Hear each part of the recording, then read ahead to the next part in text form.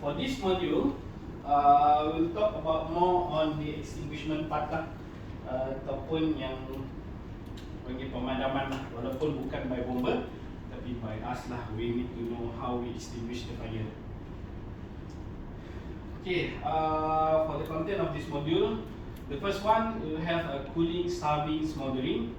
Number 2 will be passive fire protection. We learn about passive fire protection. Even though it's the architect part, is what I told you earlier, that as a active fire protection designer or installer or supplier, you also need to know the passive part, because all the passive part actually are the one who determine what active system that need to be installed there. Okay, the number 3 is active fire protection, and last one conclusion lah.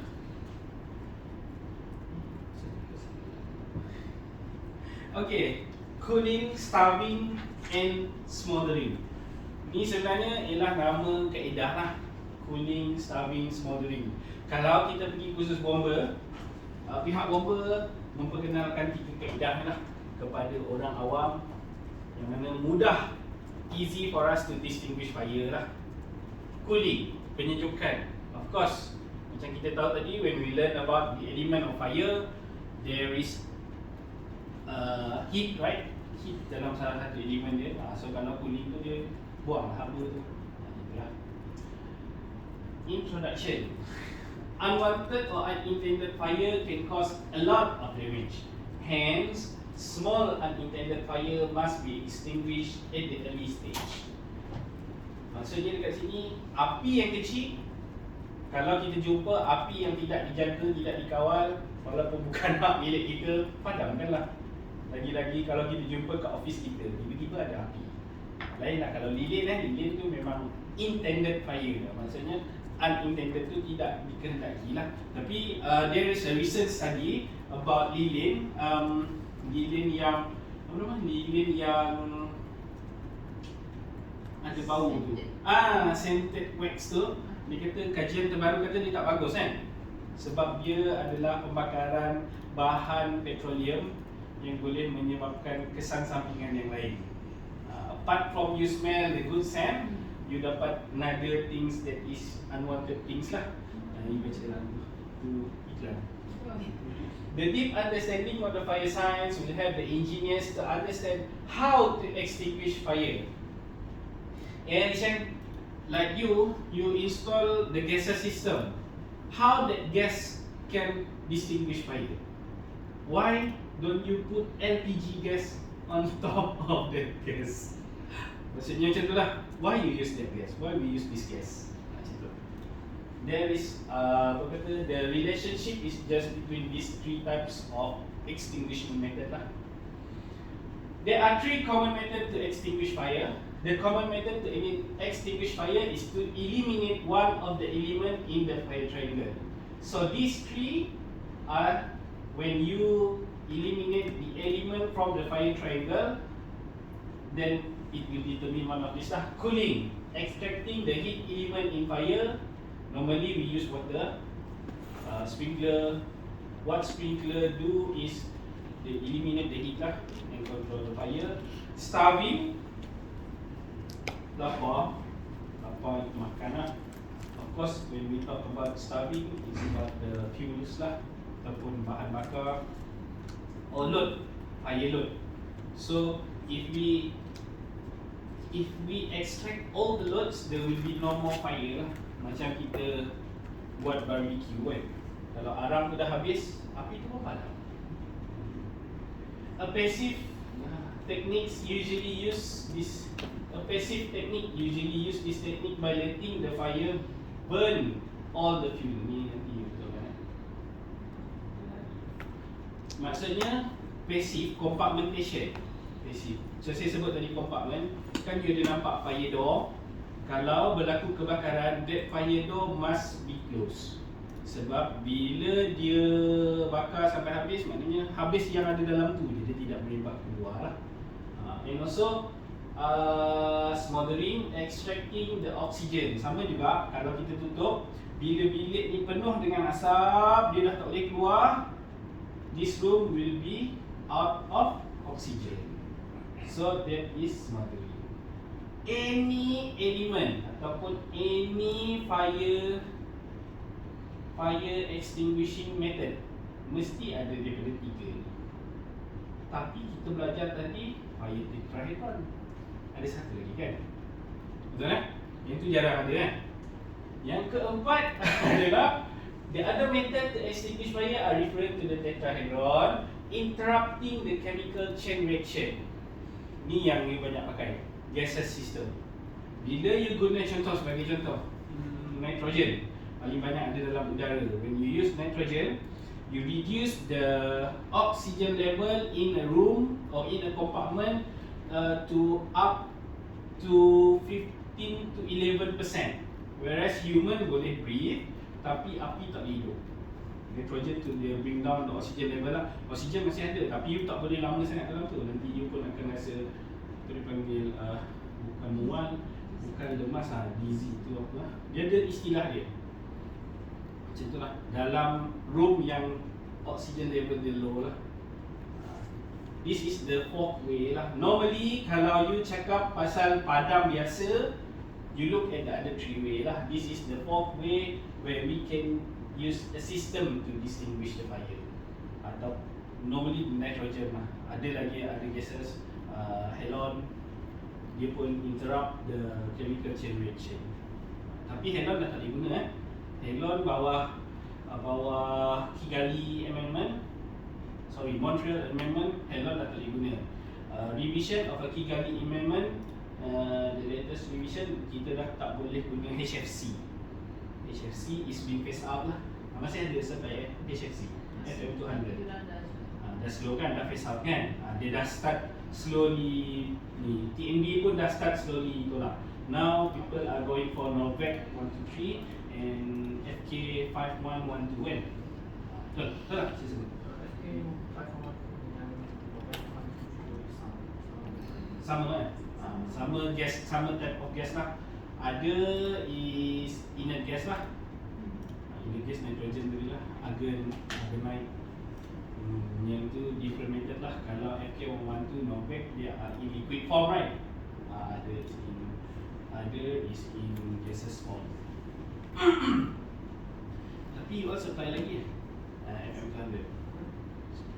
Tapi penggunaan dah kurang lah. Penggunaan consultant request dia. Betul. FM dengan Novak dengan FK112, which one is higher price? Actually kan, from my understanding kan, Novak 123 dengan FK 512 dia sama lah. Dia bukan dua barang. It is one thing. Oh, okay. Tapi dia brand lain kan? Bukan? Sama? Dia macam yang saya tengok lah di dia supply description atau saya tanya pun sama barang. The type of dia punya combination je saya rasa berbeza.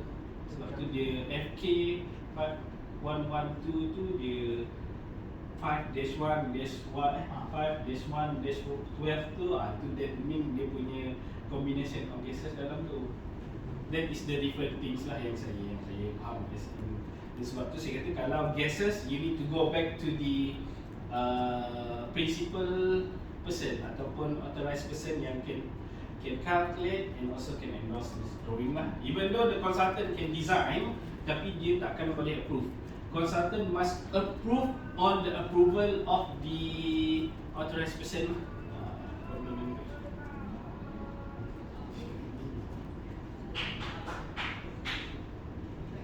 Okay, alright. Interrupting dry chemical is also one of the agent use this method lah. Dry chemical ni normally wet chemical. Okay, ni dry chemical lah. Chemical halogenated agents are normally used in this method. Dekat sini dry chemical kita biasa pakai. Kalau wet chemical sekarang dekat kitchen lah. Dekat kitchen. Dry biasa wet. Dry chemical, wet chemical lah. Wet chemical. Ada dry. Nanti saya cek lagi. Ada satu orang dry kitchen yang nak kitchen. Betul. Dry kitchen memang saya cakap dry kitchen. Asal saya begitu tak. Saya tahu sebab ada jenis spray dulu. Ya. Saya ingat sejak Mesin basah. Wet chemical banyak di dapur lah. Ya betul. Dry chemical. Seafood ye. Oh, kalau aerosol lah. Okey. Dry powder Aerosol. tu? Bukan aerosol. Aerosol kalau you pernah dengar aerohab. Aerohab. warna biru. Warna merah, tapi dia macam starch tepung. Macam tepung. Tapi dia akan ada residu lah. Macam dry powder, Ya. tapi dia aerosol. Boleh type aerosol.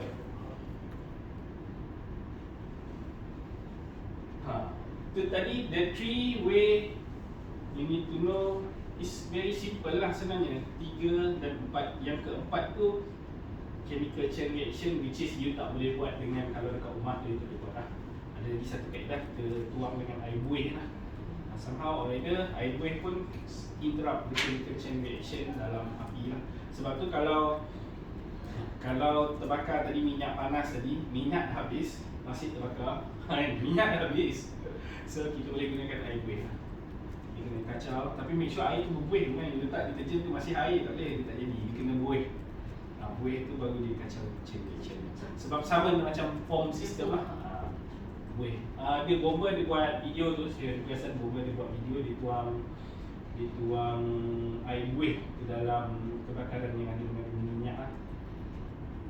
People saying that you tak boleh tuang air lah kan.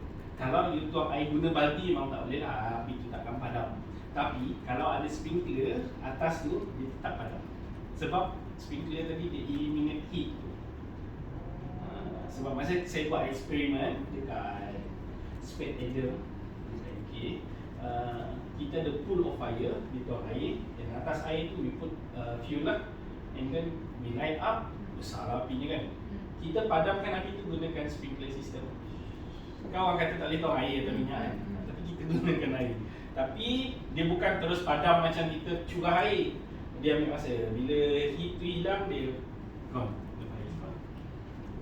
That is how we distinguish the fire lah. Tapi jangan curah lah apa. Jangan curah lah air dalam tu, dalam kuali tuang minyak je. Saya tak boleh nak share nanti lah kalau ada sempat kita habis, kalau okay kita akan buat. Passive fire protection system is a system that does not require activation to achieve the fire safety objective. Maksudnya dia tak perlukan activation pun. Tak ada fire pun dia dah bertindak. Contohnya macam fire door, betul. Ada ke tak ada, dia tetap jadi pintu. Dia tetap jadi fire door. Okay.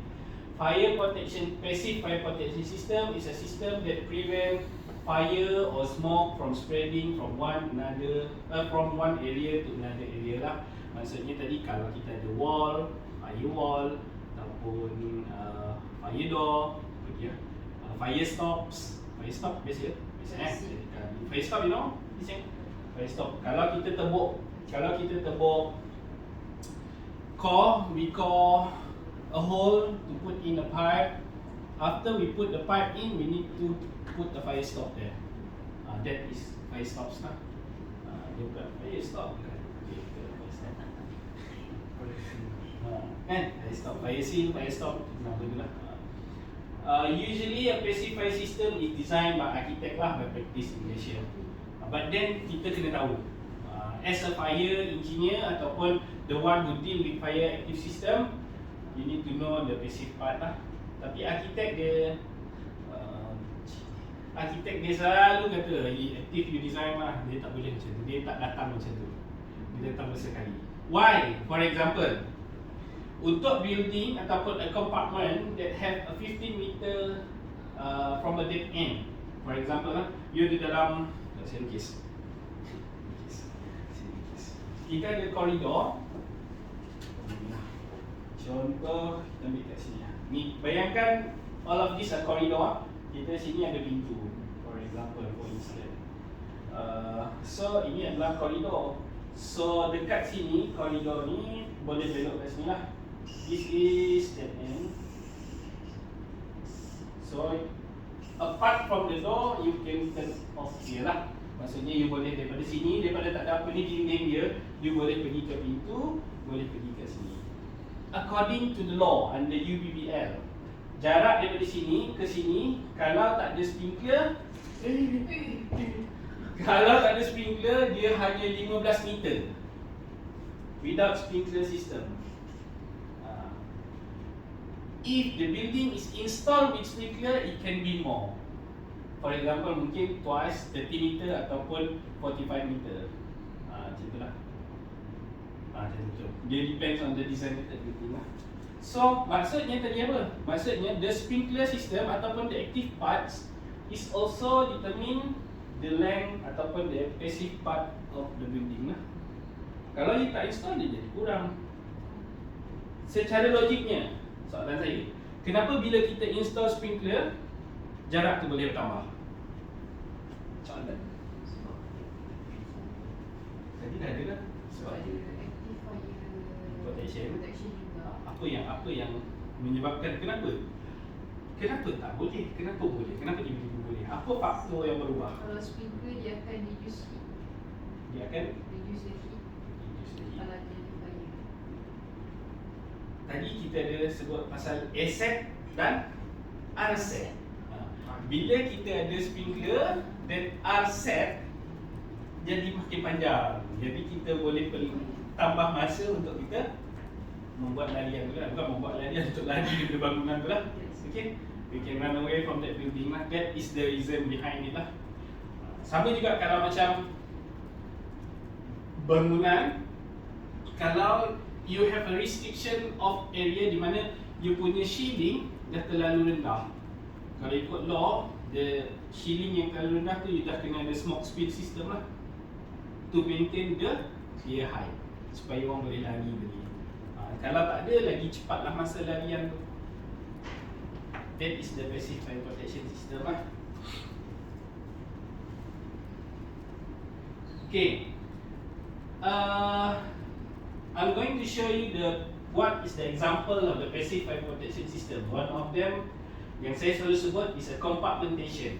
Compartmentation, according to the law, it can be compartmented floor, compartmented area, because it compartment a different risk of area. For instance, for example, kalau kita ada dalam satu bangunan yang besar, you ada office kat sebelah, kelas kat sebelah. So office dengan kelas is a different designated punya purpose group kan. You kena ada barrier for compartment lah. So you kena asingkan risiko tu. Dan terutamanya kalau ada office kat sebelah, sebelah taskar. Yang tu banyak buat kan. Sebelah office mesti sebelah taskar. Mesti you must have compartment. You must asingkan ataupun remove ataupun make a barrier for the risk lah. That is the compartmentation. Dalam Malaysia, bangunan yang melebihi 30 meter, setiap 9 meter mesti compartment law. Yang tu dalam UBBL. Tengok tadi salah. Tapi saya rasa betul lah. Sebab saya boleh baca. So, kalau kita tengok, for example, yang ada dekat sini, bangunan-bangunan tinggi ni, tengok kalau yang tebal ni ialah kompartmen lah. Maknanya yang dekat sini, dua ni satu kompartmen. So tu tak lebih 9 meter lah. Kalau lebih dia kena bagi pun. Macam mana you nak tahu each compartment or non-compartment? If there is any pipe passing through the wall or passing through the slab, the floor ataupun the ceiling, it must be sealed off with the fire seal or fire stops. Then you know that is a compartment. So kalau you tengok bilik ni, tiba-tiba dekat situ ada fire door, that is surely a compartment lah. Sebab a compartment system, a compartment itself to be designed, it must be complete. Dia tak boleh pecah-pecah. Normally compartment will come with fire door and fire stops, fire damper. Fire damper biasa fire damper buat firewall tu dia kalau lalu je firewall dia ada fire damper lah. Next, we have our fire stop. So this is an example of the fire stop. So every pipes that passing through a firewall or fire. Floor must have fire stops. Ini selalu benda terlupa. Saya selalu malas. Saya kalau buka file saya, if you open my file, gambar saya buat inspection selalu banyak gambar ni ada. Bukan tak ada macam ni. Maksudnya berlompong-lompong kan. Bila kita tanya, Masih lubang. belum siap. Ya, belum siap. Sampai TNC, belum siap. Sampai kita masuk juga. Masuk event baru nak siap ni. Tapi this gelak-gelak tau. Tapi nampak kecil, but crucial. This is crucial. Benda ni crucial. Tak ada slide presentation yang ni, tak ada video. Saya nak tunjuk the lead come up from the door, fire door. Bila dia dah kan fire door, it have an automatic closing kan. Then automatic closing, you just imagine kalau bangunan tu selalu orang keluar masuk, people going in, going out kan. How many time of it yang you rasa benda tu boleh masih tutup mengikut apa yang kehendak dia. Latch together, what we call is latch. Ada setengah dia mesti dah macam ni. Betul. Untuk fire door, kalau you buka dua-dua pintu fire door double lift fire door, if you open both of the door, dia mesti tutup yang first tu kena first, walaupun buka dua-dua full extent. Yang first tu akan tutup first, the second one will be latch. Kalau you open, dia tak tutup because fire door, dia ada macam Triangle atas. bukan triangle, dia contoh saya lukis di pandangan atas kan. Ni fire door, dia ada macam ni. Bila dia tutup ni atas dia tutup dia mesti ada macam ni. Sini kita punya insert. Ni fire, kita punya automatic propulsor. Ni, kalau ni tutup dulu, kan kita tak tertutup dia. Tertindih kan? Kalau benda tu jadi, kita kena tukar door closer. Sebab fire can spread through it lah. The compartmentation is not complete when it's not complete for the fire door.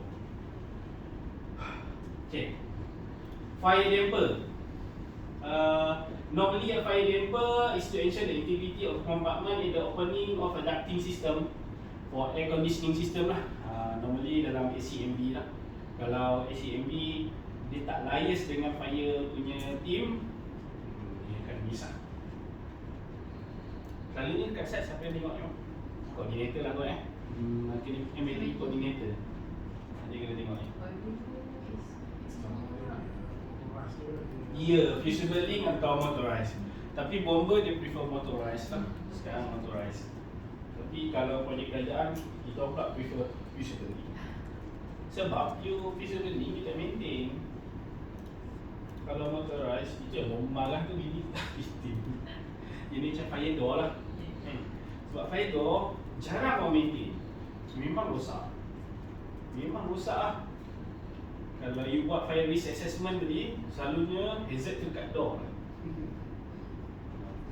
Dia punya seal lagi tu, belum saya cerita lagi dia punya seal tu berapa mm dia kat atas kat bawah kan. Dia tak boleh tinggi sangat pun dah gagal dah door tu. Sebab udara dia masuk. For this fire damper, normally we need to follow the requirement lah. Pernah tengok ni Jen? Tak pernah lagi, belum come across with the projects lagi. This fire damper normally the subcontractor for air conditioning system dia akan tahu lebih. Tapi you must know because if you do some installation for gases system, you need to have this fire damper, authorized fire damper lah. Sebab you need to have the integrity of the room. Maknanya udara tak boleh keluar lah, total flooding system. Ni when it comes to fire door, is it the purpose of fire door is to save life and prevent fire from the spread. Soalan, tengok gambar yang kedua ni, dia ada pintu. Lepas tu dia ada fire door. Selalu tak jumpa keadaan ni dekat supermarket. Roller shutter. So roller shutter ni sebenarnya dia bukan roller shutter biasa lah. Kalau berlaku kebakaran ni, jangan kata-kata berdiri bawah ni sebab berat dia sangat berat berbanding dengan roller shutter biasa. Sebab dia fire rated roller shutter kan. Sebab bila dia turun, dia akan jadi compartment lah. Normally we see this at the atrium area lah, ataupun dekat apa, dekat kita punya escalator. Escalator, bila dia ada atrium, when it comes to fire, dia perlu compartmentkan that area. So dia buat lah macam ni. Ya, dia FISO.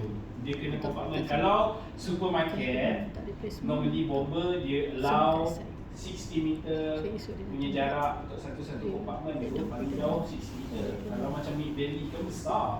Kalau you buat setiap 60 meter punya tu dinding, kacau lah, tak cantik kan. Mid valley, Sunway Pyramid, KLCC semua besar. So apa yang dia buat, dia pakai fire roller shutter lah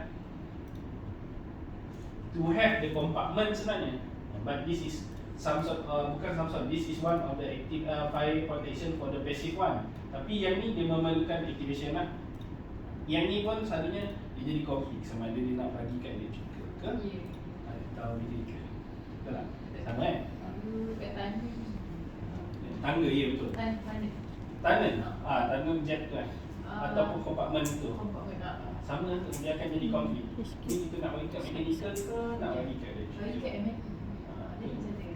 Dia bagi kat fire engineer lah. So you all must know lah. Jadi you know, sebab dia punya requirement actually is not hard. Dia kena ada masa, berapa masa dia nak tutup. Itu je.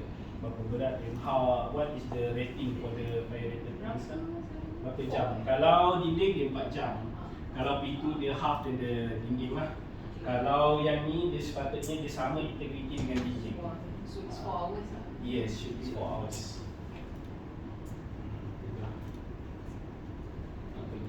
Ni yang tadi door closer, yang mana yang ni selalu rosak lah. Di Malaysia jarang kita ada pintu fire door yang ada glass yang banyak-banyak macam ni. So kita hanya allow a very small portion of glass lah, sebab kita nak elakkan radiation tadi. Nampak macam tipu, tapi calculation dia proof that radiation boleh transfer ke sebelah kalau kebakaran. Okay, ini pun part of the passive system yang mana kita ada dia punya fire exit sign, keluar sign, escape route tadi yang macam saya sebut, and escape staircase lah. This is part of the integration for the egress route. Maksudnya egress route kita kena notify the occupants so that the occupant know where to run in the event of fire. So tak adalah dia lari macam yang dia apa, human behavior kan. The first person run run at the wrong place, the other will follow. Dia jadi rabbit lah semua. Yang tu kita tak nak. Yang tu memang berlaku. Human behavior that memang sangat apa, real lah. So you evaluate the system. Kalau macam you tengok tempat yang pintu dia terlalu tinggi, you don't ask them to put the keluar sign in the highest place lah. Sebab you tahu smoke will accumulate at the top of the compartment kan. So maybe you need to put next to the door ataupun sebelah dia ataupun di area where you can see it lah. Tapi dalam UBBL dia dah tulis the highest point can it be seen. Kalau macam dekat kilang you ada bumbung yang lagi tinggi, of course you can put it on the highest point lah. Tapi kalau dekat bilik macam ni kan, tiba-tiba tertinggi ni je pintu pun dah nak sama tinggi dengan dinding. Sama tinggi dengan ceiling tu. Kalau you letak kat atas, ianya berlaku kan, tak jadi apa lah. So that's where you should advise lah. Firefighting lobby, ini pun salah satu daripada basic system yang mana ini been designed by the architect. Firefighting lobby. In the firefighting lobby, normally it come with its specs. What is it? It's a fire door, bomba lift, fireman intercom and staircase lah. Normally dalam firefighting lobby ni dia dah complete lah. Sama ada dia akan ada wet riser with hose wheel ataupun dry riser lah. Dia kena ada tanda kat sebelah ni. Kalau dulu design lama, the old design, bomber ada bomber lift, dia tak pernah cari tanda. But nowadays is been requirement lah. Sebab tu dulu punya building dia ada tiba-tiba lift bomber, dia tak ada tangga pun. Sekarang tak boleh. Dia kena datang bersekali. Ni maksudnya fireman lift ni dia kena ada sekali dengan fireman fire exit staircase ni.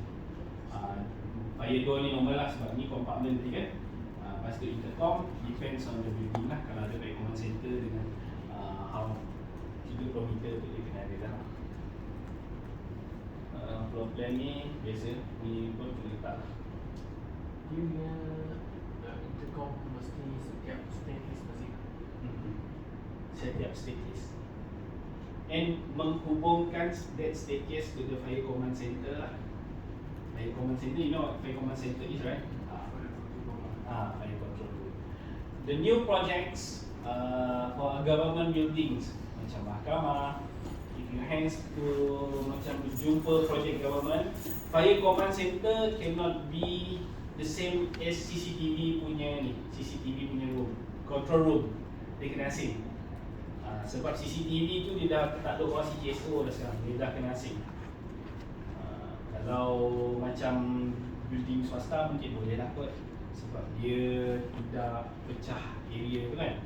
Dia boleh letak sekali sebab dalam tu ada komputer dengan panel je pun. Tapi dekat government dia dah tak boleh.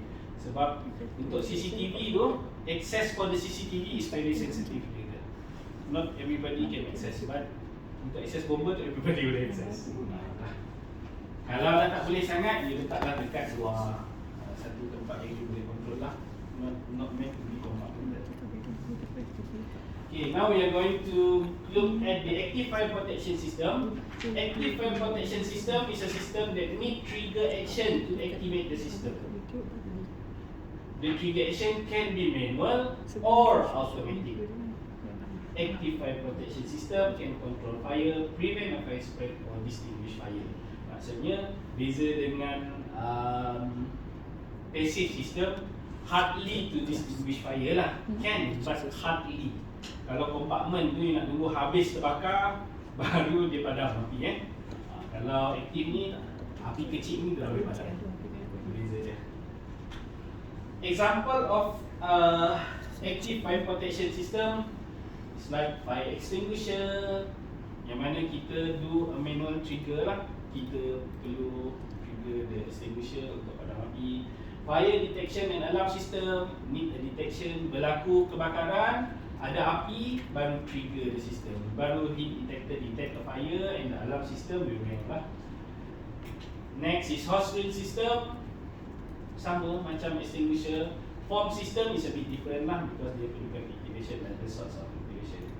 Automatic sprinkler system, sama bulb ni dia perlukan heat untuk pecah, dia only the water flow out lah. Dry and wet riser system, this is a system for firemen lah. Firemen or kita panggil dekat setiap bangunan yang berisiko tinggi, kita ada ERTT, Emergency Response Team. This wet riser and dry riser can only be used by a trained person sebab dia punya pressure dah tinggi lah, so you need properly trained. Lepas tu kita ada smoke control as an active fire protection system, ini biasa kan. Lepas tu kita ada lobby or staircase pressurization system, automatic gases system, CO2 system and wet chemical system. Ni adalah contoh-contoh active fire protection system. Saya takkan go through semua ni sebab dia dah ada dalam kita punya modul, kita akan tengok secara detail kan. Okay, for the conclusion, here's the conclusion for this module. Kita dah we've done through topic number 1, cooling, smothering and starving, right? Ni adalah 3 kaedah untuk kita extinguish fire. Can you name me what is the basic fire protection system? One. Fire door. Lagi? Fire stop. Okay, and the last one is the active fire protection system, which is you all very familiar lah. Okay, alright. As a conclusion, the methods of extinguishing can be done by removing the elements of fire. So that is the basic lah. Basic dia macam tu. When it comes to one day you want to orang kata nak buat satu kaedah baru untuk padam tu, make sure it's one of this lah. Kalau tak pun saya tak tahu nak cakap macam mana lah. Kalau ada, manalah tahu kan, ada gas baru ke. Nitrogen pun kira tak widely used in Malaysia yet kan. Sebab Malaysia baru ni saya dapat call, they ask me how to buat untuk hydrogen. Kita are going to use hydrogen. Dia pun nak buat, dah ada dah projek yang masuk untuk check the hydrogen punya production area. Hydrogen tahu lah, hydrogen is a flammable dan very green but yet very flammable lah. Number 2, passive fire protection and active fire protection incorporate with each other lah. Macam saya cakap tadi, the design of a passive fire protection system is very depends on the active one, and also the active fire protection system also very depending on the passive ones. Even though macam kita tengok gaseous system, for the gaseous system very rely on the passive part sebab dia perlukan integrity tadi sebab you tahu integrity test nak buat kan? Have you come across with integrity test? Not yet. Nanti sebab you banyak install tu, you must go the integrity test. TNB punya integrity test a bit higher lah kan? Yes, PPU, SCCU. Sebab dia actually semua gaseous system dia kena go for integrity test. It's been spelled out in MS Malaysian Standard 1746. Dia ada part 1 sampai 13 lah. Depend on the gas yang you use. Tapi integrity is a must when you use the total flooding system. Okay. Itu berakhir untuk modul 3. Ada apa-apa soalan kaitan dengan modul 3 kita before kita masuk ke modul 4? Yang mana modul 4 we touch about the system. The modul 5. Modul 5 we touch about the system, active fire system lah.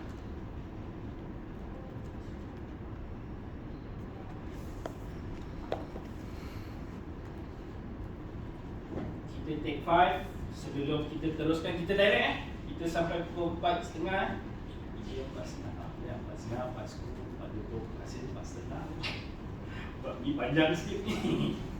Waktu saya boleh kena itu cepat. Ini panjang sikit. So yang ni ada 2 sistem dalam satu sistem. So siapa yang nak ambil take 5 dulu. Minum dulu. Lagi 5 minit saya start. 3 minit atau 5 minit.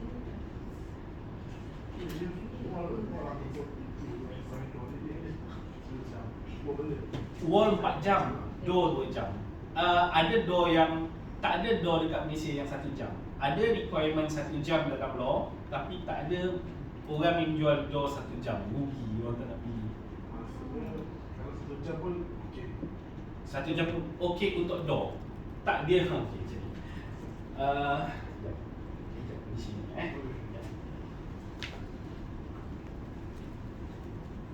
Dalam UPBL dia dah ada spell out dah bangunan jenis apa door dia kena 2 jam, bangunan jenis apa door dia 4 jam. Ataupun kompartmen untuk escape route tadi confirm 2 jam. Tak boleh kurang gitu. Maksudnya ada kompartmen yang bukan escape ataupun egress tu boleh kurang daripada 2 jam. Tapi dia ada designated untuk jenis-jenis tadi institutional, list, sleeping list macam hotel tadi, dia akan ada difference of berapa jam pintu dengan door lah. Normally door tu mesti separuh daripada pintu. Salah, door separuh daripada pintu. Tak lah pintu. Door tu separuh daripada wall. Ada wall yang memang 2 jam dia punya requirement. Jadi bila dia 2 jam, pintu tu separuh, lebih 1 jam lah. Tapi tak ada orang jual pintu 1 jam. And fire door ni dia complete set tau. Dia bukan dia boleh beli daun pintu dengan dia punya beli dia punya iron mangeri tu asing-asing, tak boleh. Dia kena complete. Maksudnya dia hantar test tu the whole set complete with the iron mangeri. Tiba-tiba you kata oh tak cantik lah warna hitam, saya nak warna emas, jam. Unless you paint it lah. Kalau you tiba-tiba nak tukar memang tak boleh. Sebab dia punya certificate number tu memang dah tak boleh lah. Sebab tu kena consult betul before you install lah. Tapi tak install, dia tak ada install.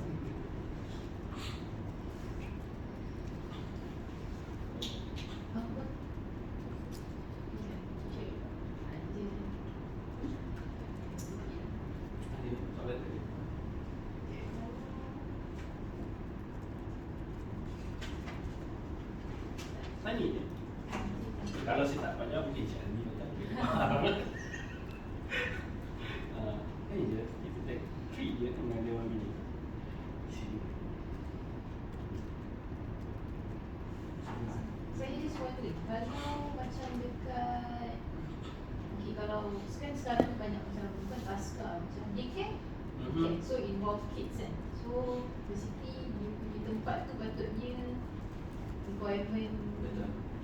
Kalau macam dekat yang shop lah, ada kan juga yang macam tu. Itu macam mana? So sebelah ada kedai kan ni yang electrical shop. Dan di tengah-tengah tu ada daycare. So Betul. Normally dekat shop lot macam tu, dia dah fully compartment lah. Maksudnya dia ada, dia panggil tapi saya tak sebutkan.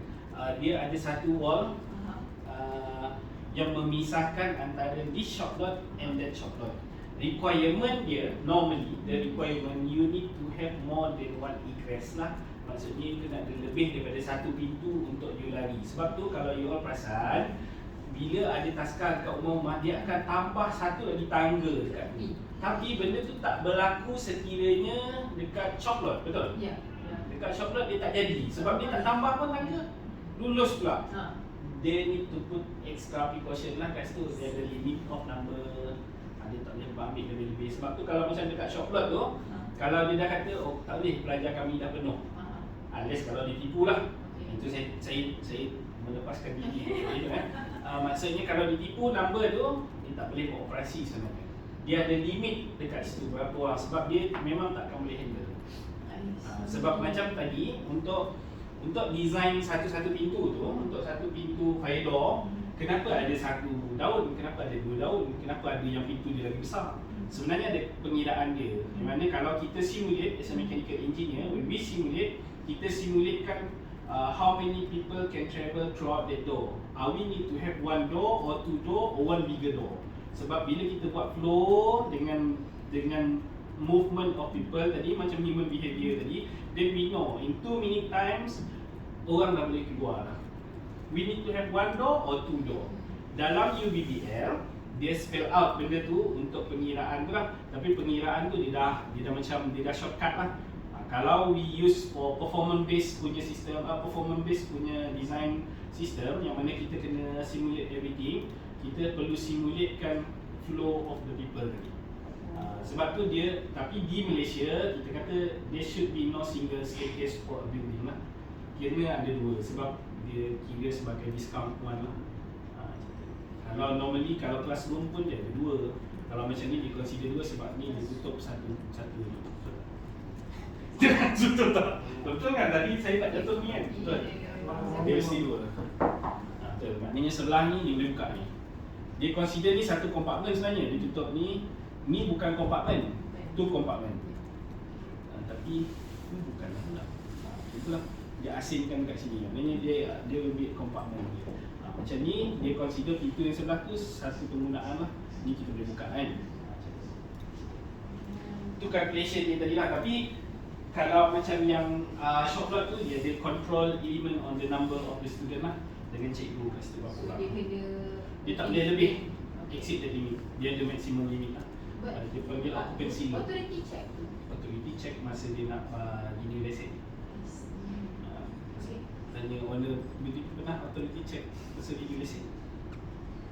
Pernah ada authority check. Ada check office kan. Kawan-kawan saya check lah. Kawan-kawan saya bomber, dia orang check. Sebab tu saya tahu dia check. Saya berkawan dengan bomber ha. Dia check. Sebab dia lagi, kalau office, normal people tak ada masalah. No, tak ada issue. Tapi kalau macam tadi yang taska, daycare. Sekarang ni daycare bukan pada budak-budak je daycare orang tua pun dah start banyak kat Malaysia. Dia panggil daycare tak? Dia panggil daycare tak? Kalau saya buat tu daycare gelap penyayang, sinar kasih. Penyayang sinar kasih. Dia punya aktiviti saya sana.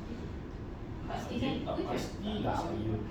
Dia ada dewan makan, dia ada.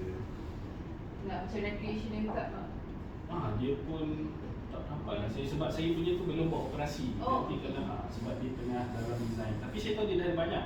Dekat Penang je dah ada 2-3 dah. government punya lah. Kalau yang swasta ni pun tak ada lah.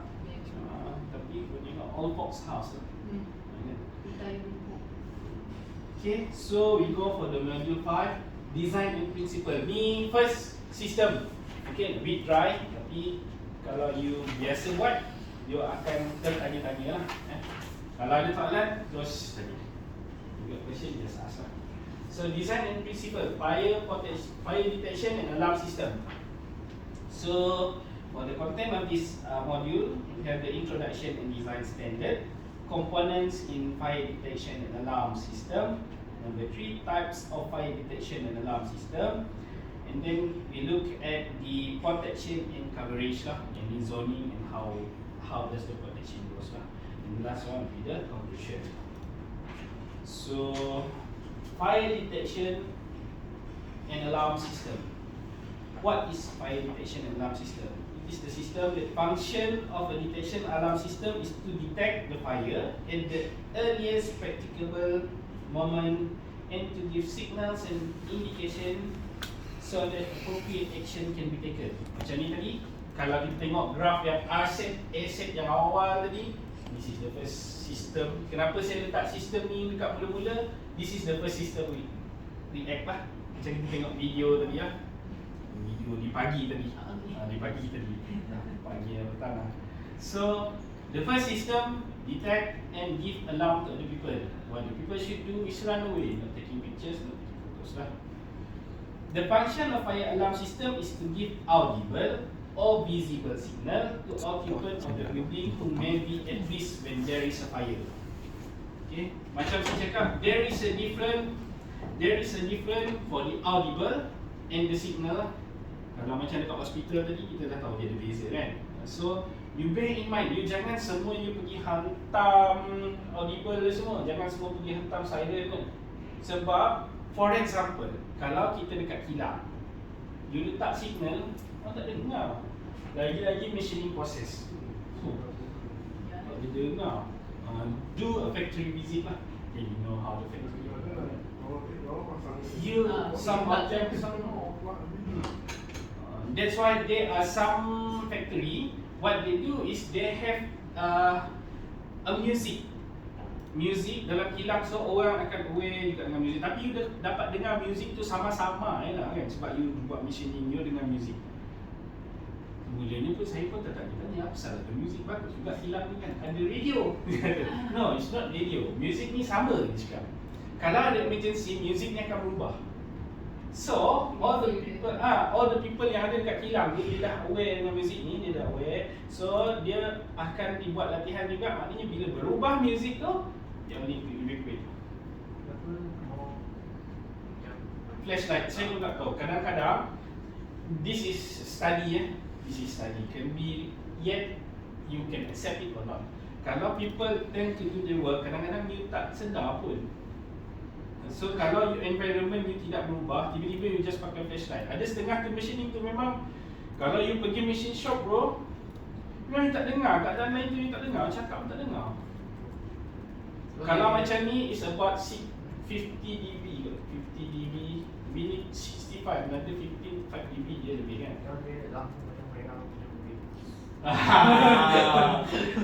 Boleh design baru je.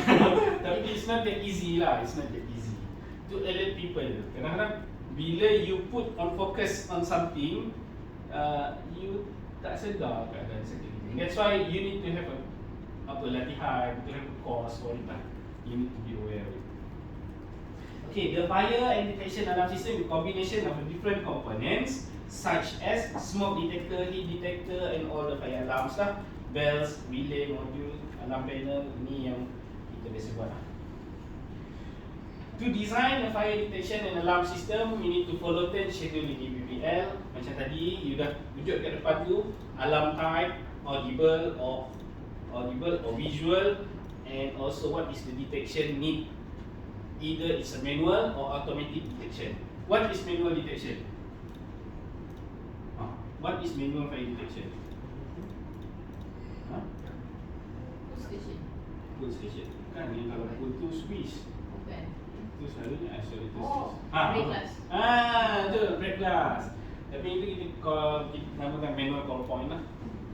Ataupun kalau tempat-tempat lama dia ada loceng, teng teng teng teng teng teng teng, tak ada lah kat mana dekat sekolah Kinjos kalau terlibat dengan bangunan historical building dia ada. Tapi yet kita pun install dah manual call point.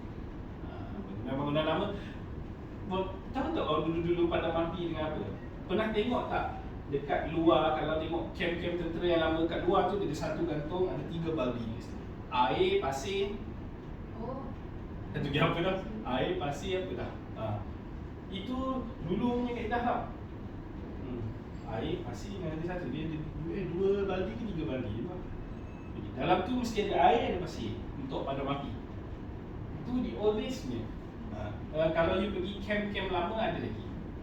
Benda lah, letak pasir lah air. Benda tu extinguishing method dulu-dulu. Okay, for Malaysian standard fire detection system is NS1745. Untuk design requirement is part 14. Dia ada banyak part, tapi part 14 is for design lah. The installation, how you want to install it, what you should install, where you can install. This is part for it. Kalau you nak beli part-part yang lain, dia akan cerita secara detail. Sebagai contoh, part 1 vocabulary rasanya. Part 3 or part 4 dia macam smoke detector. What should smoke detector test should be done, berapa dia punya ketebalan ke, adalah test-test tertentu dalam tu. Fire load yang digunakan. Tapi kalau you nak design untuk bangunan, you beli part 14.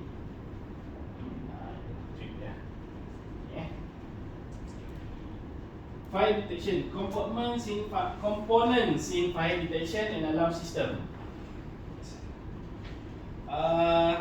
Untuk fire detector, we have smoke detector, heat detector, flame detector. Yang ni you all pernah pakai? Pernah install flame detector. Okay. Multi sensor detector, simple lah, ada smoke and heat lah in one detector. Carbon dioxide detector, several projects dia ada. A dark detector, normally in the dark. And also manual call point, biasa terpakai dekat rumah kedai pun biasanya ada. Fire alarm and notification device. We have the audible notification device, visual signaling device, physical notification, olfactory notification. Nombor 3 dan nombor 4 ni is just good to know lah. Normally kita tak sang kat Malaysia. Olfactory ni dia duduk, olfactory ni dia odor punya ni. Tapi tak ada lah terusan. But it's information for us to know lah. Ni dia ada bau nanti kita tengok. Okay. Fire alarm panel. In the components of fire detection and alarm system, we need to have a fire alarm panel. Whereas we have a conventional fire alarm panel, addressable panel and wireless panel. Ni pun jarang kita pakai. Tak pernah pakai kot. Saya tak pernah design pun. Tapi saya tahu ada. Sebab dia memang ada. Komponen tu ada. Sebab saya pernah tengok. Memang ada. Dia memang ada bang. Tapi tak ada appreciate sebab dia tak reliable. Reliable dari segi signaling. Nobody knows kat mana dia terputus. Kalau wireless kan. That's why bomber insist tak ada dah. Alright. Smoke detector. What is a smoke detector? Smoke detector can be categorized as follow based on design and working principle. Satu, ionization smoke detector. Kedua, photoelectric or optical smoke detector ataupun light scattering. And yang ketiga, pulse smoke detector is a beam detector. Yang ni, beam detector ni biasanya kita pakai dekat mana? Hangar, dewan besar-besar. Ionization pernah ada kat Malaysia? Sekarang tak pakai. Kenapa dia tak ada? Sebab dia ada radiation. Betul. Dia ada radioaktif dalam tu. Hari tu saya baru sebut nama radioaktif tu. Tak ingat saya dah hari ni. Baru lagi saya sebut. Tak nak pula dia. Banyak benda kita tak tahu nak pakai semua. Dia ada radioaktif yang kita susah nak control lah. That's why kita dah face out. So sekarang ni kita guna photoelectric and optical smoke detector lah. And then now we have the intelligent smoke detector kan. They have a module itself lah. Tapi kelemahan intelligent ni normally come for addressable kan. It's not conventional lah. Beam detector biasa, tapi selalu yang ada masalah beam detector ni lah. Beam detector ni selalu misalign kan.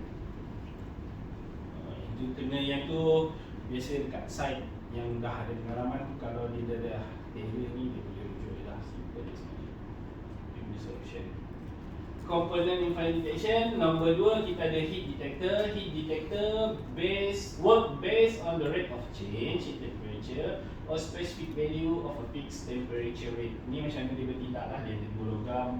Kalau normally kita gunakan rate of rise lah sebab dia lebih senang detect.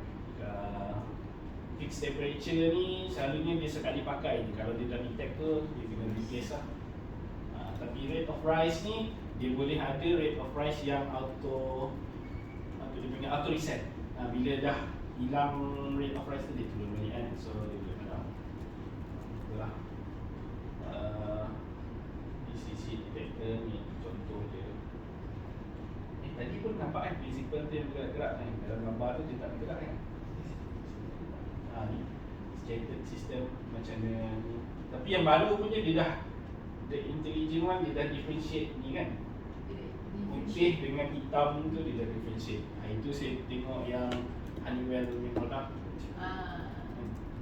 Dia jumpa kilat. Cik kilat. Kalau heat detector ni lah. Ni dia punya principle dia lah principle how it works. But as a designer, kita just tahu, janganlah kita tahu langsung. Normally we need to apply where we should apply lah. Normally yang ni the researcher will do it for us lah. Siapa yang part of the research, dia lah yang akan research tadi macam mana nak buat intelligent untuk smoke detection. Components in this is a flame detector. Flame detector ada banyak dah. Can be a thermocouple, ionization ni memang tak ada kita guna, ataupun optical flame detector. Optical flame detector ni ultraviolet, dia ada infrared dengan ultraviolet ni yang biasa guna lah. Video and visible light sensor ni jarang lah kita guna, tapi ni jarang kita install kat Malaysia lah. Tapi yang biasa guna ultraviolet detector dengan infrared lah. It's cheaper. Kalau the latest technology, kita tengok Bosch ataupun Siemens. Bosch, saya yang tengok saya Bosch. Dia dah ada dah kamera yang detect asap kan. Bila dia detect asap, dia zoom in, dia guna AI teknologi lah. Dia terus detect to fire, and now kita dah ada hose wheel yang bergerak sendiri. Dia bounce. Tak nak tengok Kalau kat Bila dia guna tu. Fireworks. Dia buat macam tu. Dia pakai hose wheel kan.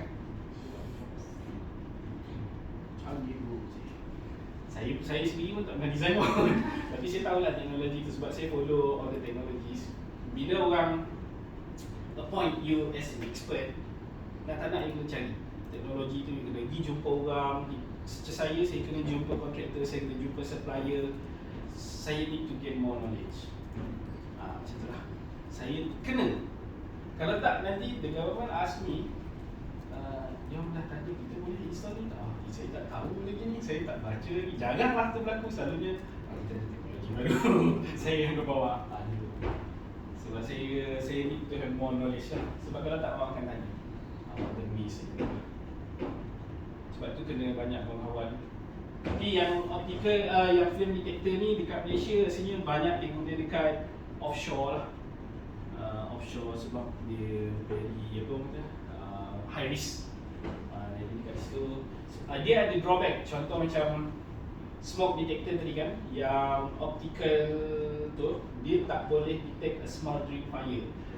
Api rokok, siapa yang isap rokok tu, kalau kita isap rokok kan dia tidak menyala, tapi dia berbara. Bara api tu sebenarnya dia masih boleh menyala kan. Bara api tu dia masih boleh smoldering, dia akan habis, rokok tu akan habis. Tapi the type of fire, kalau optical dia sangat susah nak detect. Sebab kadang-kadang asap dia sangat light kan? Bila light, tapi yet it is very toxic lah. Sebab ada je case all folks house yang bila saya baca, rumah tu dia tak nampak pun kesan burning, tapi orang tua yang tidur kat dalam tu mati. More than 7 people kalau tak saya tengok orang kata. nama that all folks study. Rose's house. Tapi it's very dangerous lah when we talk about toxicity. Multi-sensor detector, this is normal detector yang ada combination of smoke and heat lah. Yang ni pun saya rasa you all aware biasa lah. Biasa produk ni kita biasa install lah. Multi-sensor detector, also known as multi-criteria alarm, is a sensitive device which combine the input signal from both heat and optical sensor used for a wide range of fire with a lower rate of unwanted alarm. Sini sekali lagi kena elak false alarm lah. Tapi yang kalau ada dah teknologi tu, sebab saya pernah tanya juga dengan Honeywell, why would you do the detector tu boleh combine dengan conventional. Dia kata bukan kita tak nak buat, kita dah invest untuk R&D. Why would you support us? Saya tu tak nak jawab. Betul lah juga. Dia belanja duit bukan sikit untuk buat R&D the intelligent device So macam terkesima saya tak dapat jawab. Saya macam yes, you are right sir. Betul, you are right sir. We need to pay for the R&D parts. Dia nak gain balik lah. Itulah sebab biasalah kita nak buat. And also it can be used to detect optical heat, CO and fire acid, the ability to detect multiple signals. Such method increase the sensitivity and range of the fire detection system, leading to proper utilization of resources. Okay, kalau kita tengok ni adalah contoh dia lah. Contoh, this is the contoh of combination of the system. Yalah, all the system. Kita ada panel, kita ada audible and visual. This is the detector part. Jadi kalau loop macam ni, the full loop, normally it's a conventional lah. Kalau ada single, dia double juga loop, tapi dia pecah-pecah macam single. Dia digunakan modul, is a reversible. Senang ni nak detect dia. Okay, carbon monoxide detector. Carbon monoxide detector is also known as CO detector. It's an electronic device which contains on a different type of sensor used to measure and sense the amount of carbon monoxide gas in the air. Ini biasalah dia sekarang ni kadang-kadang dia ada tube sampling. Kita install all the tube kan, ditarik. Tapi that tube dia ada limitation on how long it can goes. Sebab dia nak how fast the signal can send to the detector itself lah. Kat parking biasa ada CO2 detector. Sebab kalau tak dia akan trigger dengan fresh air punya intake. Tapi kalau tanya saya masuk ke fresh air tu for air change kan. Saya masuk tu dia detect sebab nak bagi fresh air. Tak stuffy. Stuffy lah kat tempat tu. Dengan bawah asap. Dark detector pernah design? Pernah install? Belum. Tengok je lah, tak apalah. Saya pun tengok je. Saya tengok dan saya lukis. Lepas tu saya sambungkan kepada saya lah. Saya sendiri pun bukan design ni. Cuma dia ada inilah dark detector, use photoelectric detector mounted in housing outside the ductwork. Dia kena ada satu panel terkeluar sebenarnya. Dia tak boleh install di dalam. Dia kena terkeluar. Dia tu sampel tadi. Air inside the duct, primarily used as a smoke control device. Kenapa kena ada ni? Duct detector ni, normally when we have a centralized unit of aircon, we have AHU. Bila kita ada AHU ni dia disperse udara ataupun dia disperse udara sejuk tu to all compartment from one AHU. Jadi kita sebenarnya we want to control the smoke movement kan. Bila kita ada detector ni, sebenarnya kita akan matikan AHU tu, kita akan trip off. That is where the synchronization of fire punya sistem dengan aircon punya sistem. Fire punya sistem dia tidak bertindak alone, bukan setakat dengan passive, tapi dengan sistem-sistem lain. Lift pun sama, kita kena ada integration dengan lift. Homing ataupun lift bomber dia kena ada movement bila ada event of fire lah. Sekarang dah ada baru lagi. Lift bomber biasanya tak boleh guna dalam event of fire. Nowadays kita dah boleh dah. Fire lift, bukan fireman lift, fire escape lift. Lift yang boleh digunakan semasa kebakaran. Untuk bangunan-bangunan tinggi 118 macam tu lah 118 yang tinggi tu. Macam saya cakap, kalau you ada dekat level 100, tak agak nak turun sejam. Satu tingkat tu ambil lah seminit, 100 minit, 1 jam dia berjalan. Ui, shopping okey lah. Tapi jalan turun tangga you, saya turun tingkat 26 tu MC lah. Betul. You, tak tahu tak, you punya office bukan high rise building lah, bukan? You punya lagi side. Saya punya, ya Allah. Tapi the higher the level is, the older the people are there. Because KP, mengarah semua duduk kat atas. Kan bila turun lah ni, orang turun. Tapi sekarang you can, there is exceptional. Memang you can design the fire lift lah.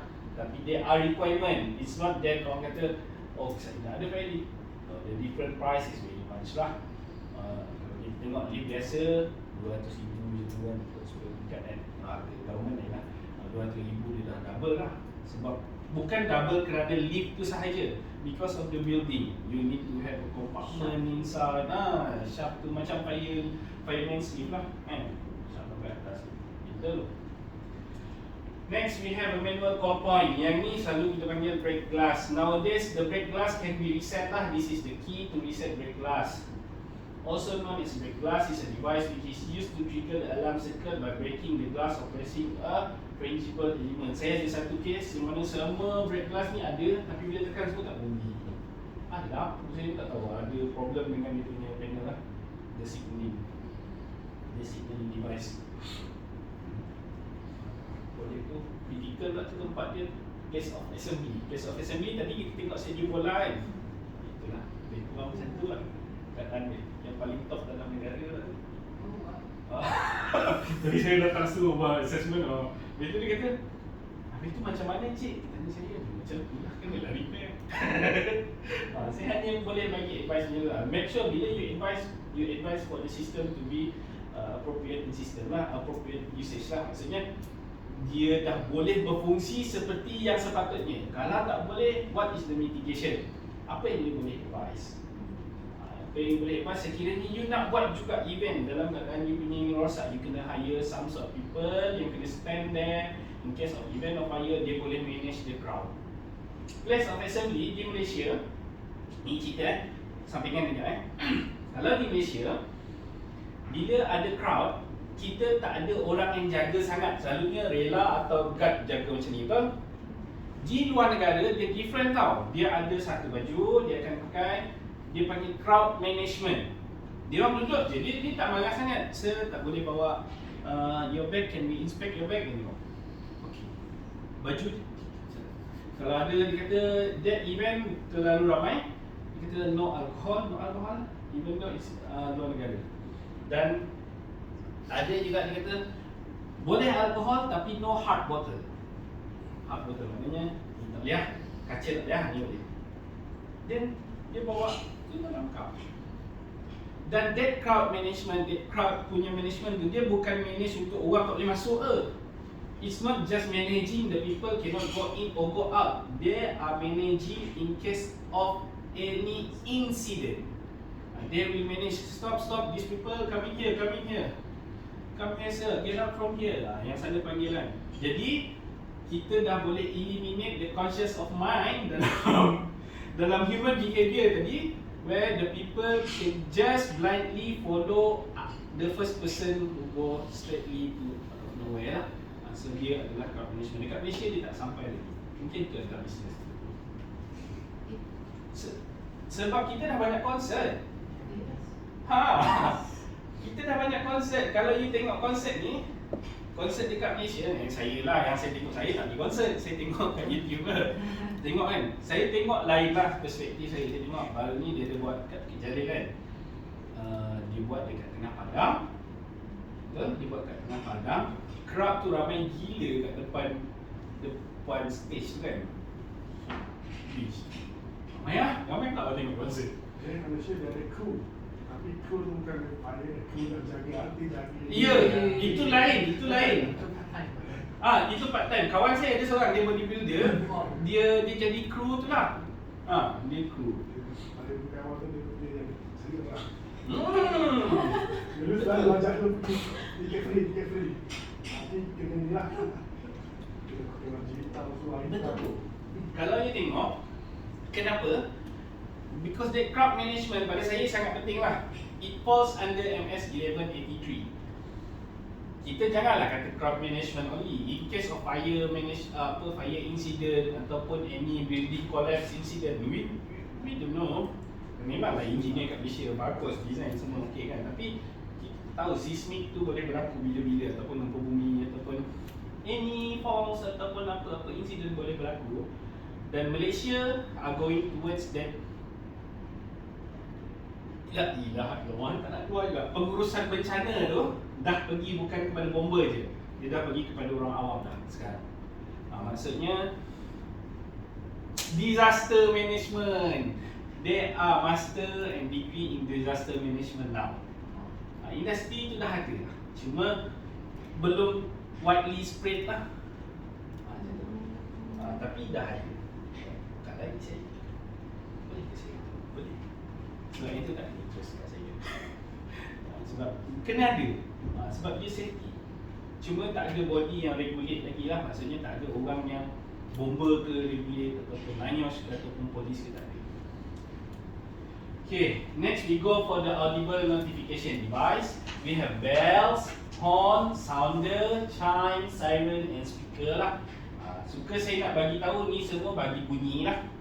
Cuma speaker tadi for a fire speaker, fire audible speaker ni, kita tak boleh guna dia normal speaker lah yang ada dekat supermarket tu. Bila check out macam tak dengar je. It must be clear. Dia ada difference sebenarnya. It must follow MS 1745 tadi lah, 1745. Untuk bells pun dia ada different size. Kenapa ada different size?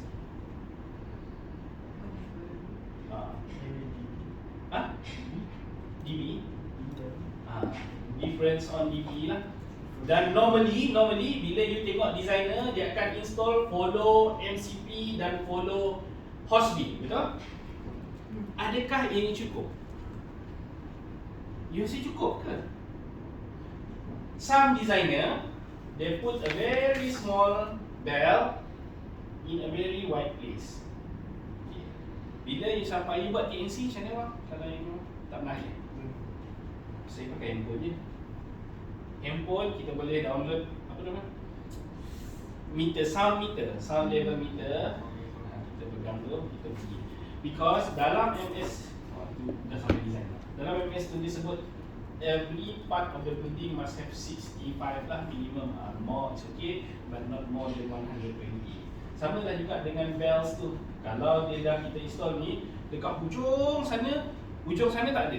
Kita pergi paling hujung tu sampai tak 65. Kalau tak ada, dia kena install lagi satu kat sini. Tak cukup tu memang dia kena install. Dia ada rule of thumb je lah. Okay, next is we go for visual signaling device. Visual signaling device ni you biasa nampak apa nama? Apa yang sebut tadi? Apa nama ni? Flashlight. Strobe lights, flashlight, it's the same lah. Visual signaling is used to alert people with hearing impairments or when the noise level is too high, and workers are known to wear hearing protection. Ideal installation in factory building lah. Biasanya yang paling too high tu factory building lah. Tapi kita juga biasa guna dekat hospital tadi lah. Yang ni dia combination strobe dengan sounder.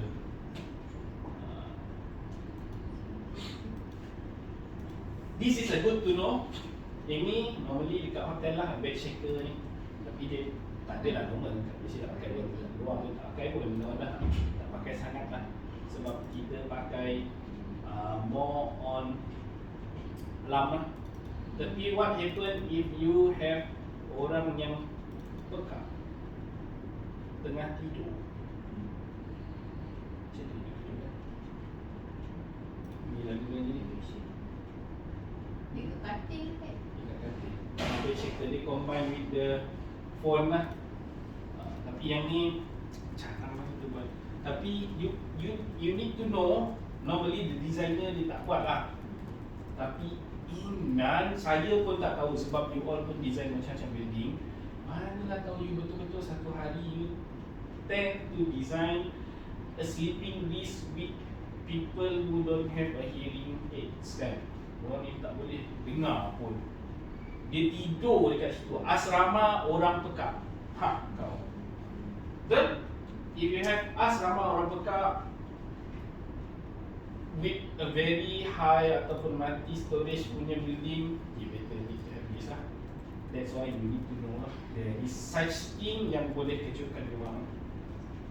Dia saya baca lagu bed shakers. Bed shaker is invaluable tools for those who are hard of hearing or completely deaf.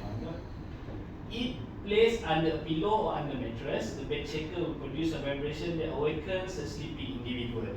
Saya cakap tadi lah. Asrama orang banyak dah tu dekat Malaysia, cuma saya tak syak dia sampai kat sini lagi lah. Ataupun if you don't want to have this, you need to have a warden that is maybe that warden control certain area lah. Maknanya this area need to have 2 warden, then you need to put 2 wardens lah. That is fall under fire management lah. And the last one, olfactory notification device. Macam saya cakap tadi, ni lebih kepada bau lah. The olfactory alarm clock barely acquaint occupant of slumbering using a super strong odor to alert occupant of potential danger. This device is alternative or combination tools for those who are hard of hearing or completely deaf lah. Sama juga, dia akan keluarkan bau lah. Ya, itu saya pun strong odor ni mungkin boleh jadi terlalu wangi atau terlalu busuk. It's better busuk lah, busuk people will go away. Sama macam you all ada gas memasak kan kat rumah kan? Ada gas memasak dekat rumah, gas tu ada bau. Do you know that the real gas don't have any odor? Dia tak ada bau pun sebenarnya gas tu. Kita tambah bau tu. Bau tu add after. Sebab kita nak bagi bila gas tu bocor, kita nak people know. Bukan kita lah orang yang buat gas tu, bukan saya lah ya. Saya pun sebenarnya baru je tahu dalam 3-4 tahun ni lah. Oh, rupanya I thought it was memang that gas berbau. Tak, gas tu ditambah odor. Untuk bila dia bocor, kita tahu dia bocor. Amonia ke durian. Itu ada satu durian punya gas, itu amonia gas. Busuk kan? Busuk ni durian. Cuba you cari nanti dalam Google. Tapi memang sebelum tu saya pun tak terfikir pun nak Google. Tapi memang dia additive lah. Maksudnya dia additive lah. Okay, now we go to the fire alarm. Fire alarm detection system. Now we have conventional panel, we have addressable panel, we have wireless panel lah. Okay. Dekat sini, kalau kita tengok conventional panel, normally kita ada mimic diagram lah. Mimic diagram. Kalau addressable ni, selalunya kita ada screen. Nowadays, at the old days, dan kebanyakan masih install screen sebesar ni. Ramai dah orang marah. Betul Ramai dah orang marah sekarang. Dia dah tambah dah screen besar sikit macam ni, pun orang masih marah. Saya rasa kena ada screen besar, because nowadays screen dah murah. But yet you need to have a screen that is a better, orang kata yang tahan sikit lah. Saya pun tak tahu, macam mahal sangat. Dia punya install ni mahal lah, satu ni berbelah-belah ribu kan? Tapi dia bagi kita screen ni je, ni screen 310 kot. Agree? Tak, bila bomba datang, dia nak baca memang susah. You just imagine Bukit Jalil. Mana lokasi dia ni? Memanglah ada simple M003. Dah aku lah nak kena cari M003 dekat mana. Oh, tingkat 3, mezzanine, oh zone 3. Oh, sana dah terbakar. Itulah. Kalau you can, if you are the apa orang kata provider ataupun you are the one who make the fire alarm, bagilah screen yang better lah. Easy to read, not very hard, but not sangat actually lah. Janganlah sampai bila buat screen tu je dah agak iPhone. We need to have that lah. So ini kecil. Kalau senang macam ni lagi, tahu dah, tapi of course when it comes to a very complicated building, you cannot do that limit diagram. Ada 10 tingkat dah. Sama buat 10 tingkat kat sini kan. Limit diagram susah lah pula. Tak boleh lah. So you need to have this one lah. Kalau ada yang macam ni pun dah okey dah. Yang ni teruk sangat lah. Saya memang banyak jumpa yang ni je. Saya pun tak tahu nak spell out, tapi yet the spec is allow it. Spec is allow it. Saya pun boleh minta, tapi saya boleh minta, cuma tak adalah boleh minta secara keseluruhan. Sebab that is the thing. Currently the market is like that. Kalau you tiba-tiba minta, oh saya nak iPhone 20, yang tak boleh lah, market masih iPhone 2 je kan. Okay, next we are going to look at the type of fire detection and alarm system. There are 3 types of fire detection and alarm system, which is the conventional fire detection and alarm system, addressable fire detection and alarm system, and wireless detection and alarm system.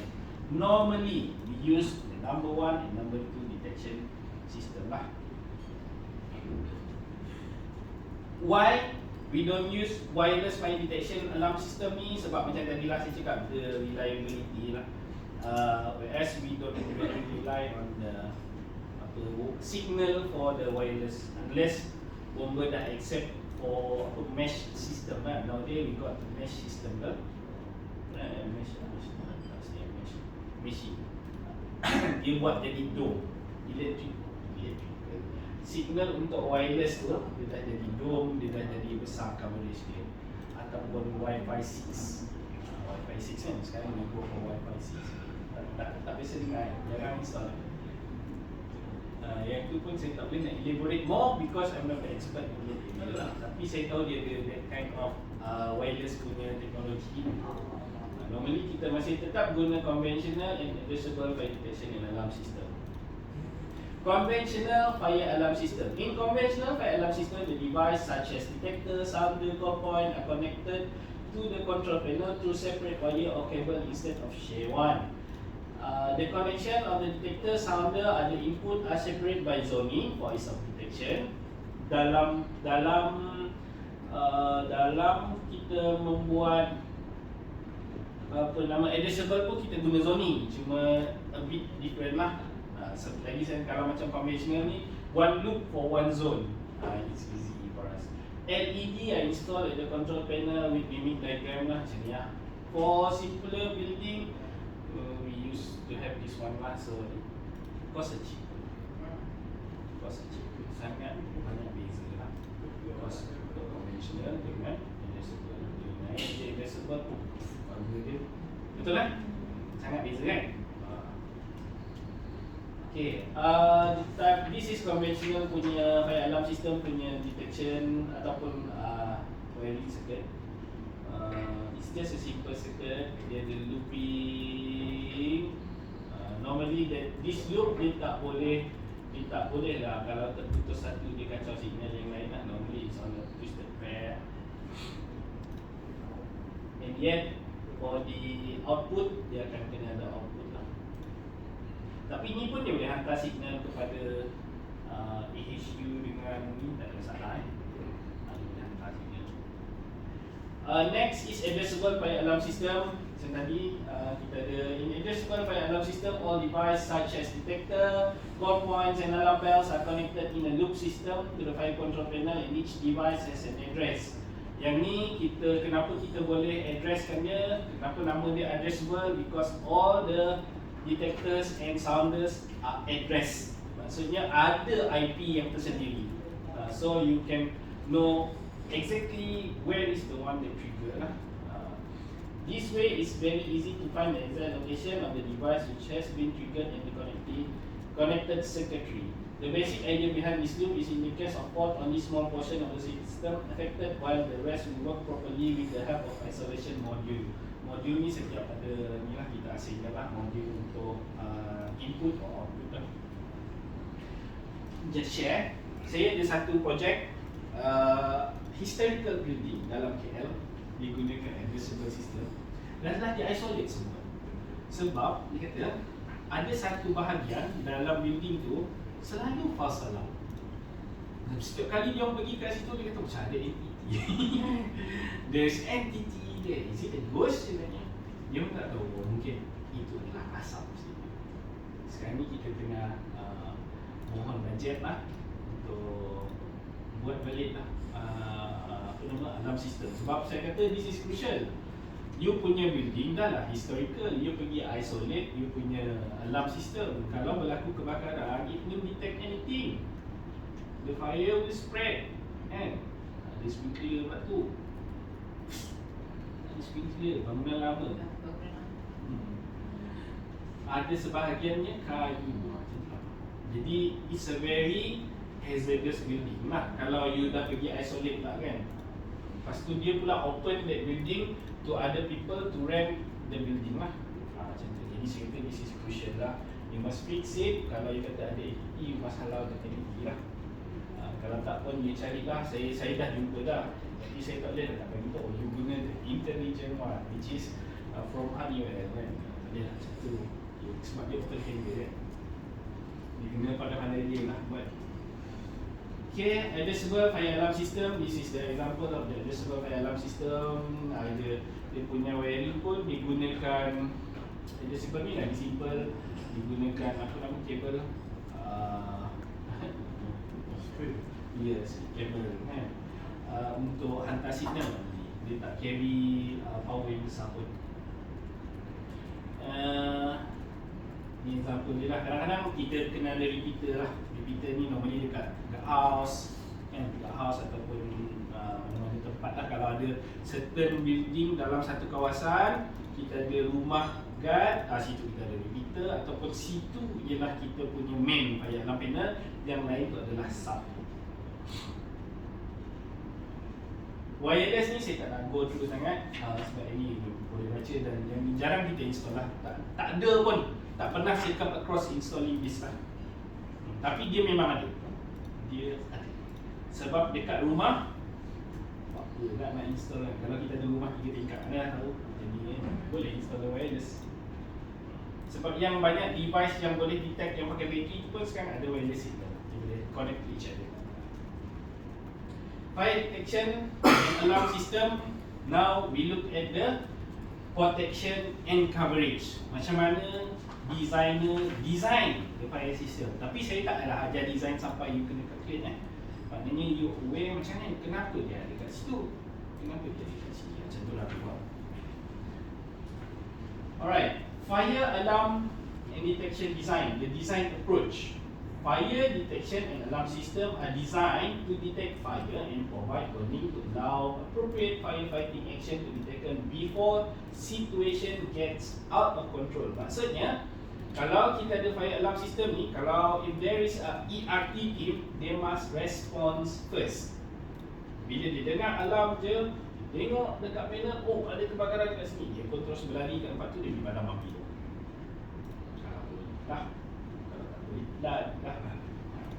System are designed primarily to protect life and property. This is a crucial part, whereas bila kita ada detector, kita boleh padam, kita boleh protect property.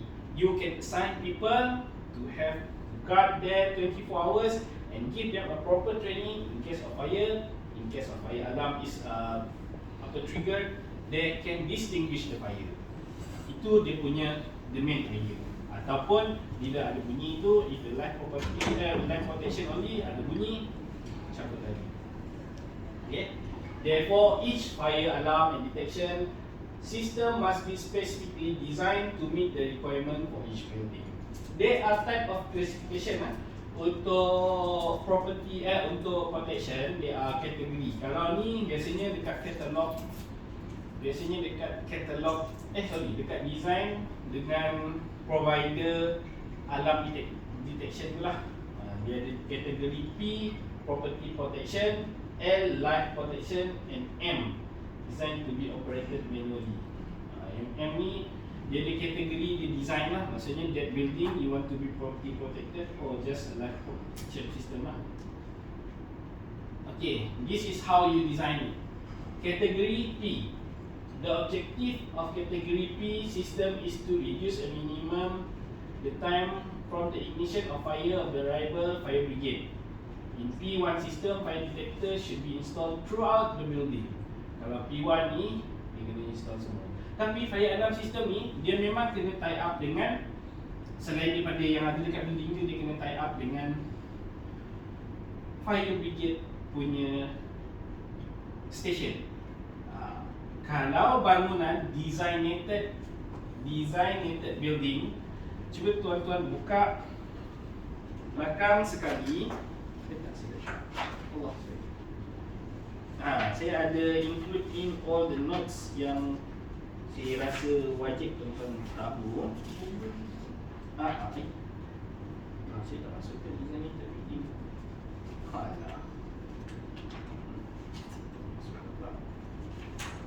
Dalam designated building tu dia tak masuk lah kat sini. Saya dah patut saya dah masukkan. Saya lupa. Designated building adalah bangunan premis yang ditetapkan di bawah akta bomba lah, designated building. Dia bukan semua bangunan yang perlu kita linkkan dia punya fire alarm kepada balai bomba. Kalau you perasan dia ada sistem SPKA, pernah dengar? SPKA, sistem pengawasan kebakaran automatik. SPKA. Sebelum ni nama dia CMS, Centralized Monitoring System. Bila dia tukar provider, dia pun bertukar nama. Tak apa, that is the system in bomba. Yet, for a designated building, that system must incorporate to fire brigade station lah. That is where we categorize the category P. Okay, category P2 is a property protection, and category L is for a life protection. Kalau life protection only, it's less crucial than P sebenarnya. Sebab P dia lagi crucial sebab of course life is main purpose kan. P tu kita nak protect building sekali. Dia ada, you boleh baca L1, L2, L3, L4. Betul tak? L3, L4. So normally di Malaysia kita design for the least minimum of L lah, life lah. Sebab tu kita install selalunya dekat tempat-tempat yang crucial sahaja. Dalam UBBL ni dia cater for the least minimum of a fire requirement. Maksudnya yang paling kurang tapi perlu. That's why you need to install dalam tempat-tempat tertentu lah fire detector. The alarm system is there. And the last, ada L5, they're up in L5. And the last one will be category M, just a manual. Dalam UBBL pun dia dah kategorikan building-building yang kecil yang hanya perlu manual punya detection system, yang mana you hanya perlu install break glass, tak perlu automatic detector. Office yang less than 1000 meter square, office yang kecil lah, so tak perlu pun. Even though sprinkler pun, house reel pun tak payah untuk pakai extinguisher sahaja. That is the category. Okay, fire alarm and detection design. Alarm zones. A majority function of alarm zone is to make sure the location of fire is indicated precisely. Designing a zone unique depend on what type of fire alarm system had been chosen. Refer to part 1 of this note to review configuration. Yang kat depan tadi lah LLM tu. Zone configuration. Maximum floor area of the zone shall not exceed 1600 meter square. Normally kita design, kita letak, we put a smaller zone. Contohnya, case. Yang ni kita sikit. Contoh, bila kita design satu detektor, kan, normally contohlah kita letak satu heat detector kat sini. Ni ada pintu.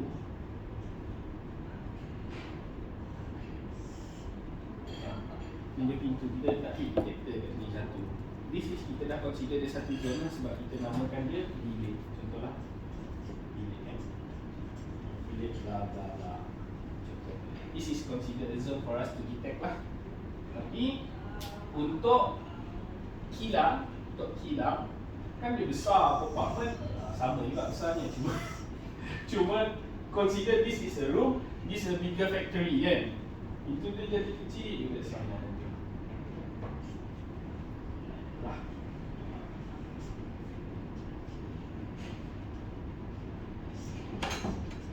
Okay, bila kita ada bigger factory like this, kita akan letak legit actor like this lah kan. Dia adalah jarak-jarak nanti jadi tengok. Betul lah. Contoh heat smoke, you detect. This coverage area cannot be more than 1,600 lux. Itu maksudnya 1,600. Tapi normally dalam design kita dekat Malaysia, kita tak ada lah exceed that one. Kecuali you tengok dekat shopping mall, yet kita pun dah ada compartment 1, compartment 2. Sebab kita biasanya kita ikut compartment by architect tu lah. The search distance total travel by a searcher within fire zone to determine visually position fire shall not exceed 30 meter. Yang ni dalam meeting baru ni saya revise dalam revision of the MS. Dia ada nak keluarkan 30 meter ni. Saya antara orang yang tidak setuju lah. Saya kata kita biarlah 30 meter tu, kita jangan let it become biar penghilang yang tentukan. Dia kata tak boleh. Saya kata sebab kita nak at least there is a stop, a limit for it.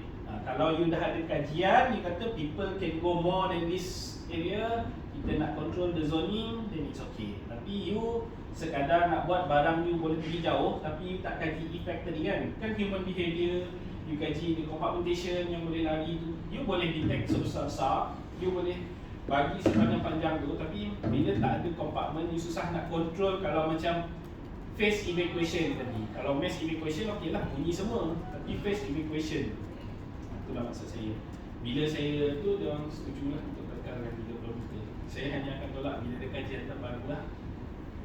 Where zone extend beyond single compartment, zone area shall not exceed 400 meter square. Maksudnya kalau ada combination of zone-zone tu, dia akan exceed more than 400 meter square lah. Job zone shall be restricted to a single story only unless the total floor area of the building not more than 300 meter square. Maksudnya kalau kita ada 5 tingkat, kena kalau boleh seelok-eloknya lah. Tingkat 1, tingkat 2, satu zone, tingkat 1, satu zone. Tapi you boleh zonekan dia kalau dia tak lebih daripada 300 meter square tu, you boleh sekali kan lah. Tapi rarely lah 300 meter square ni besar mana je. Besi kecil je, kecil sangat 300 meter square untuk 3 tingkat. Kalau tanya saya lah, saya tak ada. Sebab projek saya pun besar-besar juga. Bangunan Tunjung Kelantan, bangunan sama Tunjung Kelantan itu antara projek saya. Tapi yang tu design dulu, involved in the design process lah. Ni adalah contoh alarm zone dengan detection zone. Kalau kita tengok dekat sini, dia ada detector lah. This is how we detect all the zones. And here we do the alarm zone. Detection zone ni boleh be different from the alarm zone lah. Maksudnya tidaklah satu detector zone must be satu alarm. No. Mungkin you detect that area sebab you want people to know that it is precisely known for that area. Faham? Tapi bila bunyi, you bukan nak orang yang dekat zone tu je lari. You nak the people throughout this floor lari. So you punya alarm kena bunyi lah semua ni. Tapi jangan kacau sini. Itu contoh-contoh. Normally you akan come across with total evacuation. Normally yang phase evacuation ni, kalau you come across to the hospital punya projects, kalau hospital punya projects, you boleh tanya kepada designer, macam mana you design dia punya fire alarm control. Tak apa, ni kita serahkan kat bomber. Selalunya tu jawapan macam tu. Lepas tu bila dia test, semua sampai bunyi. Betul lah? Banyak dia datang kat saya sebab saya kata, mana kau punya control system? Saya tanya, ada ke? Ada dah setan. Macam tu lah maksudnya. Tapi sebab macam saya cakap tadi, mechanical engineer, dia rasa macam they comply with the law, then you comply lah, without knowing what you should do. Sebab lagi-lagi bila diserahkan benda ni kepada engineer yang baru. Maksud macam you tadi baru graduate I suruh you design for the hospital. You nak baca UBBL, you nak baca standard, you nak baca lagi MS 1183 tu, you takkan sempat nak baca habis sebab you design macam-macam dalam ada kat situ. Betul? Jadi senior yang dah kerja 10 tahun ni, dia dah sempat lah, dah 10 tahun kerja, sempat lah baca sikit-sikit kan. Dia sepatutnya advance lah. Tapi dekat dunia luar saya nampak dia tak jadi macam tu. Dia time tu saya, kenapa bapak baca? Yes, dia lah. Betul lah? Tapi jangan macam tu lah tuan-tuan, kita ubah. Yang mana kita ada, what I've shared to you, tolong share. So kalau kita perasan what type of the building yang kita design, kalau kita tahu ni tak sepatutnya, rasa macam ragu-ragu je, you go back to the UBBL ataupun the standards lah. How ataupun cari orang yang lebih arif, tanya lah macam tu. Sebab yang ni tadi dia mungkin bunyi kat sini je, dia boleh control sebenarnya, bunyi ni boleh control. Kalau sebab tu dia ada banyak size tadi. Kalau you nak bunyi dia dekat situ je kan, you bunyilah kat situ je, jangan bunyi semua. Cuba you bayangkan lah, you tak kena, you tak tahu cakap kat orang tu. Cuba bayangkan masa yang dibedah tu, you yang duduk kat meja pembedahan tu, jantung tengah kat luar kan, tiba-tiba fire alarm bunyi, you nak suruh doktor lari. Kalau doktor tu lari, you mati. Dia bawa you lari pun you mati. Betul? Itu bezanya when you design a hospital dengan office. Kalau office you nak keluar tak ada masalah. Tapi hospital, all folks homes, rumah-rumah orang tua, orang tua kat atas sekali, you nak expect dia turun jalan sampai bawah, heart attack. Jadi you need to have the control elements lah. Jadi that's why I'm suggesting you to read the MS 1183. Tapi dia tak boleh baca, you nak minggu ni habis tak apa. Sekarang kan nak macam contoh dia fire perlu dekat level 10 kan, so dia bunyi lagi. Macam ada 5 minit bagi jadi alarm. Dia sebab dia yang tu dia bukan dia masih mass evacuation, tapi dia bagi second option. The second option maksudnya dia kan tadi kita ada to verify fire kan. Mula alarm bunyi dulu, kalau tak ada orang matikan dalam 5 minit baru dia suruh orang semua lari. Tapi dalam 5 minit tu sepatutnya orang tu dia pergi recognize alarm tu betul tak betul. Itu sebenarnya. Ada pakai habis lah. Itulah kalau tu tadi. Sempat lagi. Tapi dia totally terbakar tadi dalam kompartmen lah. Sebab tu house, dwellings, dia kena each house ataupun each owner must has their own compartment. Maksudnya satu rumah tu dia kena compartment. Lepas tu ramai orang tanya saya, pintu rumah sekarang tak, bukan fire door pun, saya tak dapat jawab. Dari segi logik akal saya lah, sebagai seorang yang memahami fire design ni, sepatutnya dia kena fire door. You nak buat design macam mana pun tak kisah, tapi dia kena fire rated door. Tapi tak berlaku, betul tak berlaku, betul? Setuju? Dia mesti design door. Tak pun dia kata lebih sekarang ni safety door kan, yang lebih mahal. Tapi saya tak tahu safety door adakah dia test up to fire punya requirement lah. Yes, beza. Kalau pergi kursus aku gitu, cari kursus fire door, you tengok dia kursus pasal fire door, dia test fire door tu, you pun jadi ragu-ragu tengok fire door yang tertutup tu. Betul, bukan saya nak menakutkan, tapi that is the reality. Kita punya test, the door is there, tapi that door is the new door. After several years, our door dia kita tak pernah maintain. Unless dah tertanggal betul, bang, buka bang. Sebab apa? That door is very expensive. Satu pintu tu dah beribu harga dia. That's why. Tapi macam saya cakap tadi, itu adalah first layer of kita punya safety lah. So it's very important lah. Kalau kat office you, that is your business, you nak ni, bos saya rasa kena tukar lah. Tapi saya pun saya hanya boleh mampu berkata-kata lah, sebab yang jaga procurement orang lain kan. Tapi dia very important. Itu tadi kaedah kita nak control lah. Tapi yang dekat apartment tadi macam tu lah. Dia sebenarnya after 5 minit they need to have trigger lah. Maksudnya dia datang check, kalau tak ada juga dalam 5 minit tu orang off the alarm, dia akan trigger everybody lah. Sebab dia masih mass evacuation sebenarnya. Kalau dia tadi phase evacuation, dia memang akan bunyi satu alarm dia. Dia terus sama ada dia nak detect juga ataupun dia terus evacuate lah. Okay, fire detection and alarm system. Fire alarm system operating requirement, installation requirement, master fire alarm panel shall be located. Okay, ni master fire alarm panel ni, dia location dia macam tadi lah, kena ada kat control room ataupun dekat house yang mana yang ada orang lah, ataupun easy access to fireman. SPKA system, the number 5. Yang ni macam saya sebut tadi, it's for designated buildings. Mungkin kita boleh buat group, nanti saya sharekan ke arahan daripada bomba for the designated buildings lah. So yang tu saya bis. Fire alarm and detection system, this okay. Ini design ni lebih kepada detail design. Saya cuba go faster. Okay, fire alarm design detector. So di mana-mana tempat yang kita ada ni, saya tak baca satu-satu dia kena ada 65 dB. Maksudnya bila you ada bunyi tu, kalau you normally macam saya cakap dekat you all, normally the engineer will install complete with the hose reels and also brake glass. Dekat situlah dia letak apa fire sounder tu.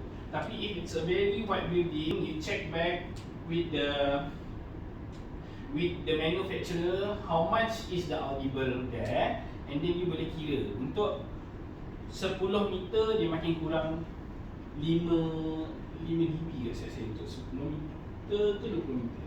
Yang tu lah, you tanya dekat tu. Tapi untuk satu kompartmen, bila dia dah lalu dinding, memang lagi kurang 5 dB. Maknanya kalau you install sebelah 65 je sebelah ni, you pergi sebelah ni, you dapat 60 je sebelah ni, tak cukup. That is the rule of thumb lah, dia ada rule of thumb calculation dia. Tapi you must make sure, for the building yang ada bunyi bising, you must have 5 decibel more than the normal building lah. Kalau dia dah memang 75, you need to have 80 lah. Tapi rarely happen lah, sebab yang ni macam saya cakap dekat factory lah. Kalau tak boleh juga, then we use other type of signaling. So maximum must be 120 je lah, not more than this. Kalau 85 pun rasanya nak pekak lah telinga kita ni. Betul, kuat betul bunyi dia. Memang sakit hati lah, menyampahi dia. Betul, sakit hati. Itu saya test yang fire alarm fire drill baru-baru ni, yang saya terima mangsa tu, saya test ni tu. Wah, ni baru 85 macam lah, 120 berdarah telinga lah. Itu Saya pernah test pas. kan? Kan kan? Ha. Dia bersuara test dia. Dia kita boleh test. Kalau lebih daripada 65. saya nak 50 boleh hilang. Kalau lebih daripada tu, saya nak. Bising gila. Itu lagi lah, kalau kita punya requirement more than 60 years kan. Itu spek dia lah. Dia baca spek dia. Okay, next we have a smoke detector. Kalau smoke detector, okay, this is how you install the smoke detector lah. Normally, for a smoke detector, for each smoke detector, it shall cover 100 meter square area. Hence, it shall not exceed 7.5 meter radius. Macam ni. Kalau you install, you kena install dia better macam ni lah, supaya overlap with each other lah, supaya every part is covered. Kalau macam ni 7.5. Kalau if you have a corridor, then you can use this 7.5. Next is 7.5 lah. Kalau macam ni dia overlap kan. Kalau macam ni dia 7.5 to 7.5. You have 2 meter punya koridor tu boleh 7.5 tu dia satu kat sini, lepas tu another one is 7.5.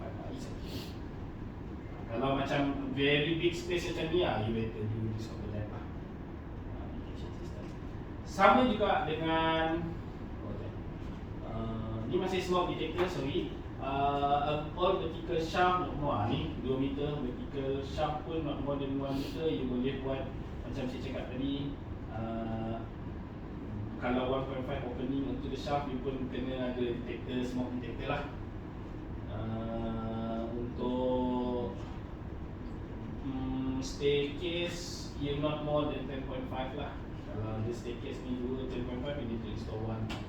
Kalau ada, tak perlu lah kat tengah-tengah ni, dia install satu 10.5 lah. Tapi yang ni normally orang tak check pun. Yang ni designed by the designer who lost the drawing. Tapi good to know. Jadi you boleh question lah. Kalau macam you provide, ini kena tambah ni, sampai kontraktor lah, tak lebih ni, jangan, biar je lah masa ni kurang. Yang tu trick you all kena tahu sendiri lah. Okay, next is a smoke detector. Smoke detector for corridor. Ni saya cakap yang for corridor tu dah cover tadi. Untuk multi detector,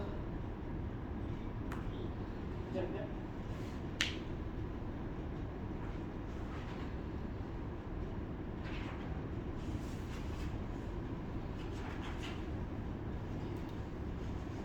For a smoke detector, multi detector ni maksudnya dia ada smoke lah. Kalau dia install untuk incline ni, pitch roof. Kalau ada pitch roof, dia akan ada ni lah, akan ada syarat-syarat yang dia kena patuhi lah. Ini must comply syarat lah. Kalau ada ceiling is less than 600, it can be treated as self-fed ceiling lah. Kalau dia not more than 600, dia punya ketinggian untuk pitch tu, kita treat dia as a flat lah. Kalau more than that, you need to comply this 1% of it one slope for 25% punya decreasing of the jarak lah. Okay. Ini yang ada daripada ni, table ni daripada MS 1745 2009.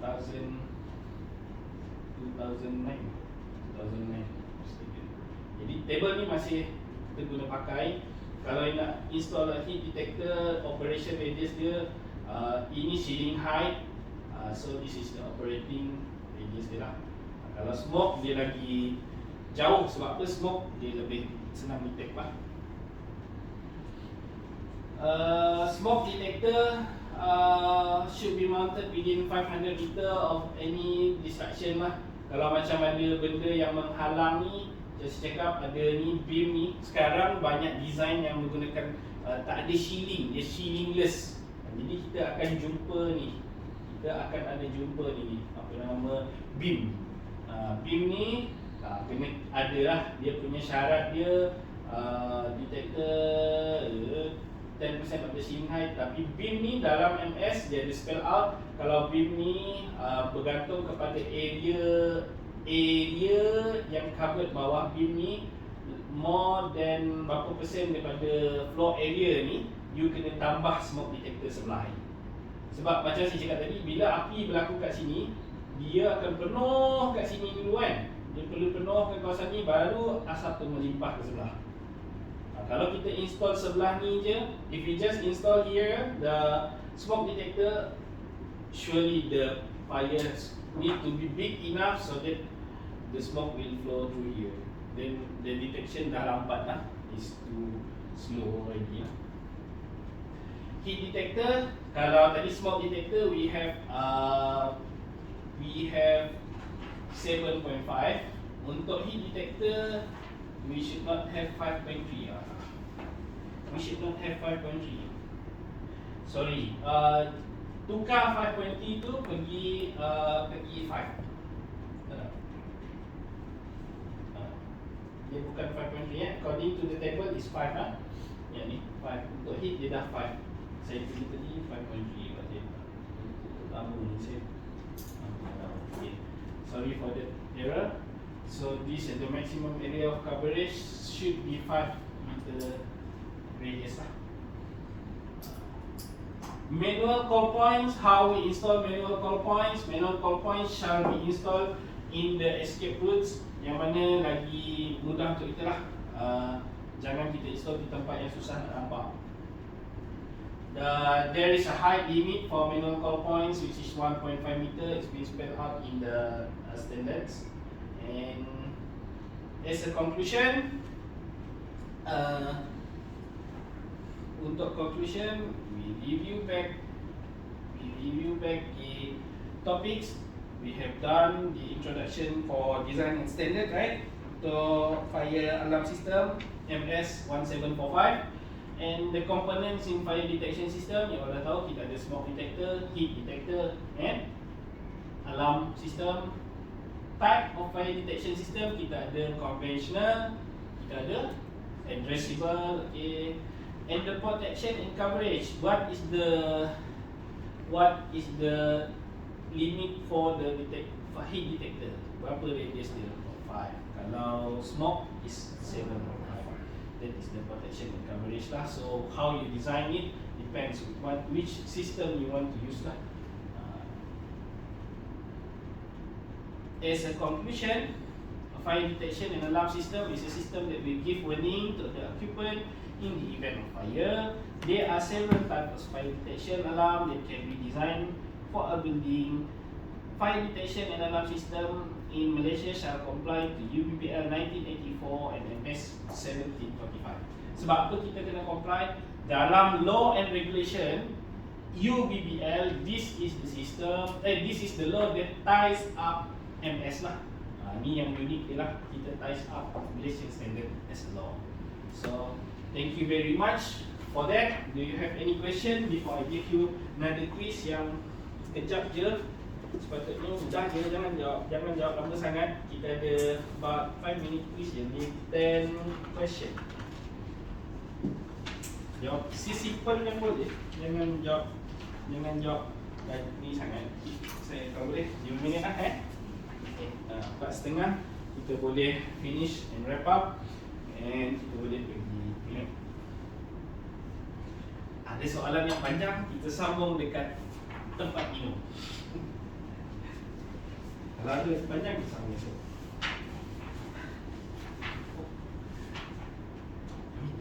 Tutup. Ke dah boleh?